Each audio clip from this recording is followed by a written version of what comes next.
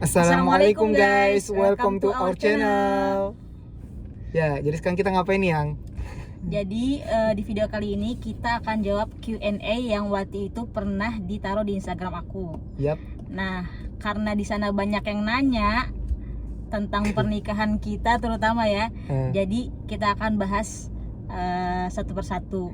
Dan nggak mungkin semuanya kita jawab karena pertanyaannya juga cukup banyak dan jawabannya kayaknya panjang deh ya. Gaya banget, kita udah kayak artis terkenal aja banyak yang nanya ya. Lah emang banyak yang nanya beneran. Ya intinya dari teman-teman kita ya banyak yang nanya. Kan banyak isu-isu katanya kita teman tapi menikah lah atau apalah, teman masa kecil yang terus nikah lagi. Nah dari Q&A ini ya semoga bisa mewakilkan gitu ya pertanyaan-pertanyaan dari teman-teman semua. Oke, langsung kita mulai aja ya, enggak? Ada yang nanya gini, awal kenalnya gimana kak? Awal Kamu kenal, jawab, apa aku yang jawab. Ya udah versi kamu dulu. Versi aku. Awal kenalnya, kok kenal kita udah lama banget ya kenal, dari SD. Jadi kita kenal itu gara-gara orang tua kita itu dekat gitu ya. Abinya istri aku ini ustadznya papaku. Nah kebetulan karena orang tua kita dekat, akhirnya kita sering dah tuh jalan-jalan bareng gitu ya. Ibaratnya ya rihalah bareng setiap liburan gitu. Nah dari situ kenal dah sama si istri aku ini nih. Karena kan dulu waktu masih kecil mah nggak malu-malu ya, masih SD namanya juga main-main aja kita ya, main. Aku main bareng dia, main sama abangnya gitu. Nah dulu jadi gitu. Kita tuh emang temen dekat gitu dulu, pas main tuh emang sering main. Terus pas SD tuh kita sekelas juga. Nah pas SD sekelas gitu. Nah SD. SMP kita nggak satu sekolah. Iya SMP nggak satu terus sekolah. SMA satu sekolah lagi. Benar. Ya jadi kurang lebih gitu awal mula kenal. Intinya udah kenal, tapi kenal. jadi kan kita tuh masuk pesantren pas SMP ya. Nah di situ mungkin karena udah sama-sama tahu, oh kayaknya perempuan sama laki-laki nggak boleh deh main bareng berdua kalau nggak mahram gitu. Nah akhirnya ya udah setiap ketemu pas liburan kita sering ketemu ya, karena ada liburan keluarga bersama gitu, karena saking dekatnya orang tua kita gitu. Iya betul. Nah setiap tahun tuh ada liburan bareng. Nah tapi kalau udah ketemu ya udah diem-dieman aja, nggak ada ngomong gitu. Iya. Itu dulu pas kecil, tapi pas kecil kita akrab ya. Iya pas kecil akrab. Pas SMP aja baru diem-dieman. Pas SD itu masih. Oke lanjut ke pertanyaan kedua. Ada yang nanya, apakah ustazah dijodohkan atau menunggu siapa yang datang ke rumah? Kayaknya ini murid aku yang nanya ya. Nah buat kamu untuk pertanyaan. Jadi kita itu dijodohkan sama orang tua ya. Nah perantaranya itu abang aku sendiri. Untuk ceritanya itu panjang banget. Nanti ada pertanyaan lagi terkait tentang ceritanya ya. Ya oke ustazah. Lanjut ya. Pertanyaan ketiga. Apa yang bikin hati mantep kalau dia jodoh kamu? Siapa dulu? Dari aku dulu. Apa yang bikin mantep ya? Jadi gini, kalau aku itu pas belakangan nyari pasangan itu aku juga bukan dari ketertarikan hati lagi gitu ya, bukan dari kita cinta dulu terus baru milih dia gitu. Cinta dulu baru milih dia. Tapi pas belakangan, pas akhir-akhir aku tuh mencari pasangan itu jadi lebih ngeliat kayak ke kriteria gitu. Kriteria yang bagus tuh gimana sih, kriteria menurut aku gitu ya. Menurut aku tuh gimana, aku pasang kriteria sendiri. Yang tentunya kriteria ini ya kita harus berbasis dari apa yang diajarkan oleh Rasulullah SAW ya. Ya kayak misalnya ya kriteria yang dasar aja lah kan. Yang pertama kan kalau di hadis Rasulullah kan bilang wanita itu dinikahkan karena 4 gitu ya. Harta, nasab, kekayaan, kecantikan, dan agama. Tapi yang terakhir disebutkan fasfar bizatid-din. Tadi berarti ada kan, tapi maka carilah yang mempunyai agama gitu. Ceritanya gimana tuh? Ceritanya gimana bisa kamu mantep kalau dia jadi jodoh kamu gitu. Nah, mempunyai agama. Nah, di sini pas awal-awal aku ngobrol sama abang iparnya dia. Abang ipar aku yang abangnya dia ya ngobrol sama abang aku sama abang pas lagi dijodohin itu, pas lagi mau taruh. Nah pas mau taruh dia cerita, mungkin bagus-bagusin adanya juga ya, walaupun emang beneran bagus gitu kan. Kata abang ipar atau kata abangnya dia bilang kayak gini, Husna itu yang paling bagus ilmu agamanya di keluarga ini di keluarga aneh kan gitu. Amin. Katanya jadi amin. Terus Dia ngambil sanad katanya tuh. Udah 2 sanadnya. Antum cakep dah kalau misalnya mau nyari yang selaras sama antum, yang ngedukung antum di ilmu agama, cocok sama Husna gitu. Walaupun emang sebelumnya aku udah ngeker dia sih, karena aku juga pertama nurutin kemauan orang tua. Yang pertama aku juga nurutin kemauan orang tua ya. Aku lupa. Yang bikin aku yakin juga pertama orang tua gitu. Orang tua aku Kenapa? pengen banget. Ya orang tua aku pengen banget sama kamu gitu. Support banget dan dari awal udah kayak ada behind the skin-nya. Ya intinya orang tua aku tuh berharap berat aku jadi sama Husna ini. Dan ya, kalau dari pesan aku sih, kalau kedua orang tua kalian orang soleh gitu ya, minta hal apapun buat kalian gitu ya, selama hal itu yang baik, dan orang tua yang soleh pasti mintanya yang baik gitu ya, yang baik buat anaknya, kalian turutin apapun itu, insya Allah nanti hidup kalian berkah gitu ya. Jadi itu pertama yang bikin aku yakin banget orang tua. Yang kedua ya ada iming-iming dari abang ya kalau adanya ini soleh gitu, solehah gitu. Ya emang bener, alhamdulillah emang solehah gitu. Nah gitu dari aku. itu berarti dari kamu ya. Yeah. Kalau dari aku, apa yang bikin aku yakin kalau misalnya kamu itu jodoh aku, atau apa yang bisa bikin aku mau akhirnya nikah sama kamu. Apa tuh? Jadi tuh kayaknya aku pernah cerita ya waktu itu yang Apa? Jadi pas awal-awal di omongin gitu, jadi abang aku ceritanya nawarin kayak nak, gimana nih kalau misalnya kamu mau nikah, intinya ngomongin ke arah situ gitu.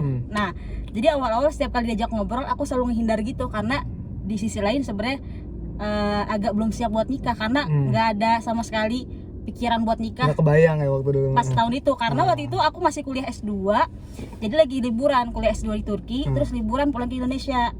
Nah rencananya itu liburan cuma 3 bulan doang, setelah itu balik lagi.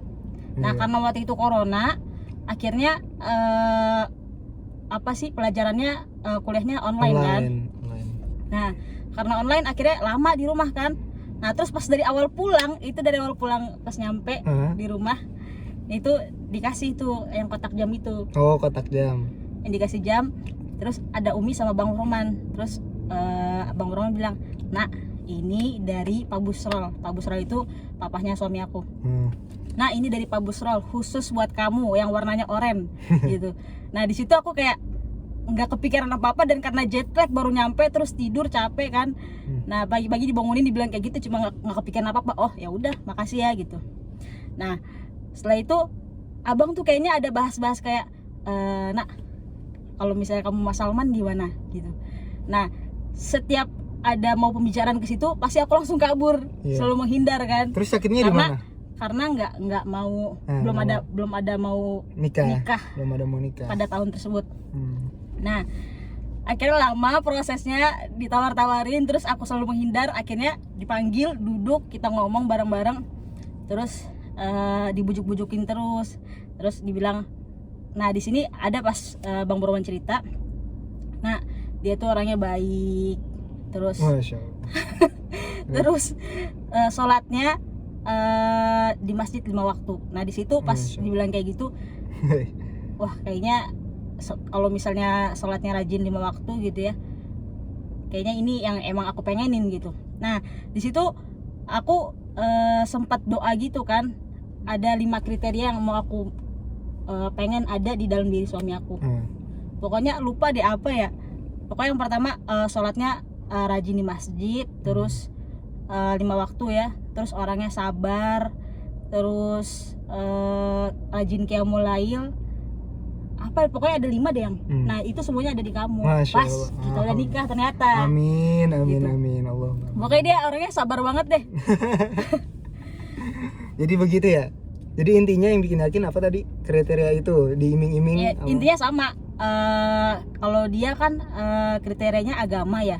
Maksudnya yang bikin yakin. Yang bikin yakin karena dari sisi agamanya. Sama aku juga, karena aku emang pengen punya, istilahnya kalau misalnya kita punya pasangan yang agamanya udah bagus, pasti insya Allah dia akan bertanggung jawab dalam pernikahannya. Sip, Masya Allah. Lanjut. Oke, pertanyaan ketiga, pengalaman pernikahan sejauh ini menurut pandangan kakak. Sekarang kamu duluan deh. eh Apa pengalaman pernikahan? jadi sebenarnya nikah itu enak. Nikah itu enak banget, beneran enak banget, karena kita punya temen yang benar-benar ada 24 jam, terus kita bisa sharing cerita, bisa saling curhat. Nah tapi di balik itu banyak sisi nggak enaknya juga, kayak misalnya perbedaan karakter, terus ada ketidakcocokan gitu ya. Nah di situ sih sebenarnya yang perlu diwanti-wanti untuk bagi para wanita atau laki-laki yang belum menikah, karena menikah tuh nggak mulus-mulus aja gitu ya. Kalau misalnya kita nggak kuat nanganinnya, nggak bisa meredam emosi kita masing-masing, pasti udah buyar. Betul. Gitu. Pasti kita dari awal pernikahan sampai sekarang pun masih ada masalah terus. Cuman bagaimana bisa sama-sama saling memaafkan, terus ada yang harus minta maaf duluan gitu. Betul. Ya. Mau salah siapapun pasti akhirnya kita berdua minta maaf kan. Harus coba saling dulu minta maaf. Kalau kamu? Ya, kalau dari aku ya nikah ya iya, kurang lebih sama gitu ya. Gak enaknya banyak, enaknya lebih banyak. Iya, betul. Ya intinya gitu. Enaknya banyak, enaknya juga banyak. Cuman kalau dari sisi ya kita bahas konfliknya aja ya, yang jarang kelihatan gitu ya konflik. Walaupun memang beberapa mungkin kita lihat ya dunia luar atau dunia selebriti itu pasti banyak yang gampang sekali cerai dan lain sebagainya gitu. Tapi kalau kita lihat kulik lagi konfliknya, ya itu pasti ada di namanya rumah tangga itu banyak. Karena bagaimana kita kan awalnya itu dua karakter yang berbeda gitu. Terus ya dari segi gender pun udah berbeda. Ntar kalian bakal dapati nih, misalnya kalian laki-laki, kalian yang biasanya orangnya santai, terus suka cuek, main asal-asal aja, nggak terlalu memerhatikan perasaan gitu ya. Ntar jika kalian ketemu pasangan kalian yang perempuan itu, ntar kalian bakal berpikir, ih kenapa sih kok gini doang marah, ih kok tiba-tiba diem. Enggak, ini maksudnya kita lagi compare. Kita lagi compare. Nah itu kalian ntar bakal belajar dari situ gitu. Oh jadi begini, oh jadi begini ya cara nanganinnya, oh jadi begini. Nah seperti itu. Nah di situ ego kalian diuji gitu. Ego kalian diuji. Bagaimana kalian itu nanti harus ya sama-sama ngeredam ego kalian gitu. Jangan ada yang egonya kuat. Jangan ada yang misalnya kayak ngerasa kayak gini, oh bukan gue duluan yang salah, ngapain gue minta maaf gitu. Jangan sampai ada yang kayak gitu. Harus dua-duanya kayak gini, inisiatif minta maaf duluan gitu. Ya kalau bisa. Iya, dan ya, kalau misalnya kesalahan seandainya pasangannya minta maaf, ya berusaha untuk memaafkan. Nah, berusaha untuk memaafkan seperti itu. Pokoknya jangan sampai ada masalah yang ditinggal tidur sampai besoknya gitu. Harus kelar. Pokoknya harus kelar hari itu. Aku biasain gitu. Aku biasain kalau misalnya ada masalah aku langsung samperin sampai langsung kelar hari itu juga ke istri aku gitu. Kalau misalnya ada masalah. Kita lagi sakit hati banget nih, terus tiba-tiba minta maaf. Aku nggak bisa. Aku pokoknya kalau dari aku sendiri aku nggak mau nunda-nunda masalah. Jadi ini kalau aku selalu menanamkan persepsi aku di dalam pikiran aku, orang yang minta maaf duluan itu yang menang gitu ya. Beda sama kebanyakan orang gitu ya. Kebanyakan orang dia kalau misalnya minta maaf duluan dia ngerasa kalah. Kalau aku balikan, aku justru kesel kalau ada orang lain minta maaf duluan ke aku kesel bener. Aku ngerasa kayak ih kok bukan gue duluan sih minta maaf gitu, kok aku kayak gitu. Nah itu kuncinya sebenarnya itu, kalian harus di dalam pernikahan ngeredam ego sih bener. Ngeredam ego masing-masing itu. Oke, pertanyaan keempat ya. Iya lanjut. Pertanyaan keempat, bahas gimana rasanya nikah sama teman sendiri. Gimana? Jadi dulu pas awal nikah, karena kita temen, tadi kan udah dibahas ya. Nah pas awal nikah itu bener-bener kayak belum ada rasa suka gitu kan, belum ada rasa jatuh cinta gitu. Mungkin kayak ketertarikan udah ada, tapi jatuh cinta tuh nggak ada gitu. Kayak ngerasa, aduh masa harus hidup sama laki-laki ini seumur hidup yang sebenarnya aku belum cinta sama sekali gitu. Itu gimana caranya? Awalnya pas hari pertama tuh panik-panik gitu. Terus canggung sih ada sedikit, tapi kita kayak biasa aja gitu ya. Kayak maksudnya ya udah. Aku sih ngerasanya ya dulu pas awal nikah kayak ya udah kayak bukan suami istri, kayak teman aja gitu. Karena kayak emang belum ada rasa cinta gitu, belum ada rasa kayak suka atau gimana. Nah tapi hari kedua pelan-pelan muncul, kayaknya ngeliat kepribadiannya. Hari ketiga, hari keempat, pas 1 minggu udah jatuh cinta. Mantep ya. Intinya pas awal-awal ya nggak ada rasa sama sekali dan dia juga kayak gitu. Tapi lama-lama akhirnya Allah tumbuhkan rasa cinta itu sendiri. Lanjut ya. Begitu. Kamu deh. Apa? Tadi gimana? Apanya? Yang tadi?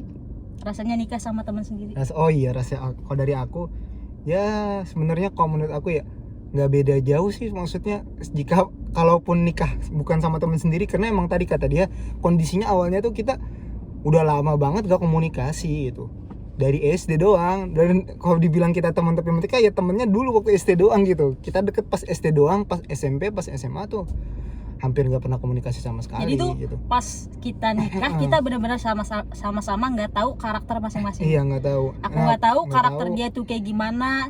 Nah dia juga nggak tahu karakter aku kayak gimana. Nah jadi ya udah pas nikah ya awal-awal emang bener kita nggak ada rasa sama sekali gitu. Cuman ya itu namanya cinta kan, cinta itu dipupuk gitu ya. Cinta itu tumbuh. Asik gaya banget ya. Iya emang cinta itu tumbuh bener.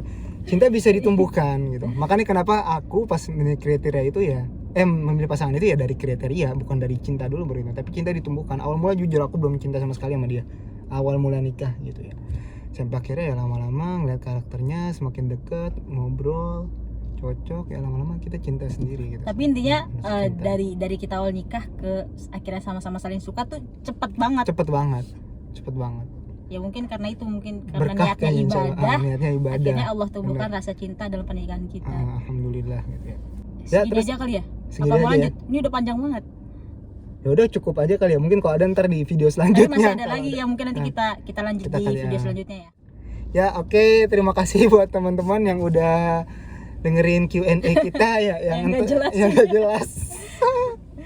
Ya udah, mungkin ya semoga bermanfaat gitu ya. Kalau ada yang bermanfaat atau ada yang kebaikan itu datangnya dari Allah Subhanahu wa taala. Kalau ada yang kesalahan atau khilaf itu datangnya dari kita ya. Oke, cukup sekian Q&A kita pada siang hari ini. Kurang lebihnya mohon maaf. Wassalamualaikum warahmatullahi wabarakatuh.